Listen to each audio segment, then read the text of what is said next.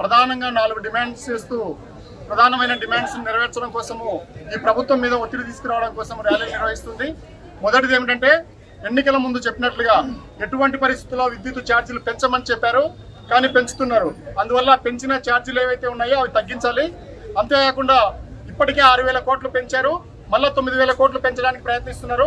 అంటే ₹1 ఆల్రెడీ పెంచారు, మళ్ళీ ₹1 రెడీ అవుతున్నారు. అంటే మొత్తం 15,000 కోట్ల రూపాయలు ఏవైతే పెంచడానికి సిద్ధపడుతున్నారో వాటిని వెంటనే తగ్గించాలని తెలియజేస్తున్నాం. అంతేకాకుండా రాష్ట్ర వ్యాప్తంగా రైతుల కోసం వ్యవసాయ కనెక్షన్లు ఇవ్వాల్సిందిగా డిమాండ్ చేస్తున్నాం.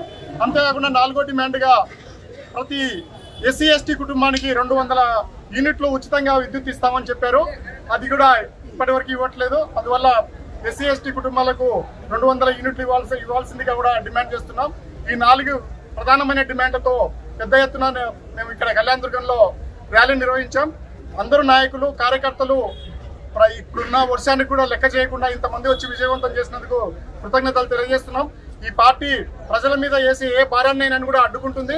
ఎందుకంటే రాష్ట్ర వ్యాప్తంగా చంద్రబాబు నాయుడు బాదుడే బాదుడు కార్యక్రమం పెట్టి ప్రతిసారి చెప్పాడు, నేను ఎటువంటి పరిస్థితుల్లో ఈ ఎలక్షన్లు వచ్చిన తర్వాత తను కూటమి ప్రభుత్వం ఏర్పాటు చేసిన తర్వాత విద్యుత్ ఛార్జీలను పెంచనని. కానీ ఈ మాట తప్పాడు. అంతేకాకుండా ఇది విద్యుత్ అనేది నిత్యావసరము, పేద ప్రజలకి మధ్యతరగతి ప్రజలకి రైతులకి అందరికీ కూడా ఉపయోగపడేది. అందువల్ల ఇలాంటి విద్యుత్తును వేస్తే భారం పెరుగుతుంది.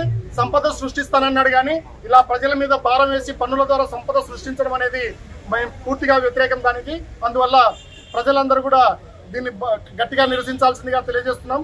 ఇంకా రాబోయే రోజుల్లో కూడా ప్రజా వ్యతిరేకమైన కార్యక్రమాలు ఏవి చేసినా కూడా ప్రభుత్వము దాన్ని మేము గట్టిగా వ్యతిరేకిస్తామని తెలియజేస్తున్నాం.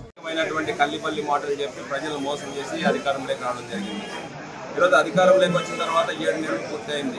7 నెలల్లో ప్రతి నిత్యావసర ధరల రేట్లు తగ్గించకపోగా జగన్మోహన్ రెడ్డి ప్రభుత్వం కంటే 200 రేట్లు పెంచినటువంటి పరిస్థితి మనం చూస్తున్నాం.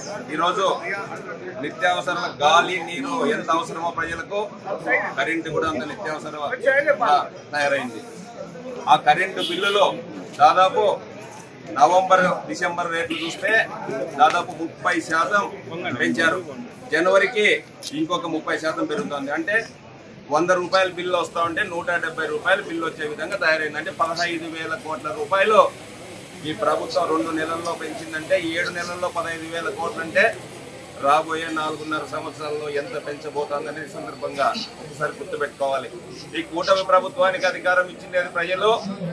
జగన్మోహన్ రెడ్డి గారి కంటే ఎక్కువ మంచి పరిపాలన చేస్తామని చెప్పి మాట ఇచ్చారు కాబట్టి కానీ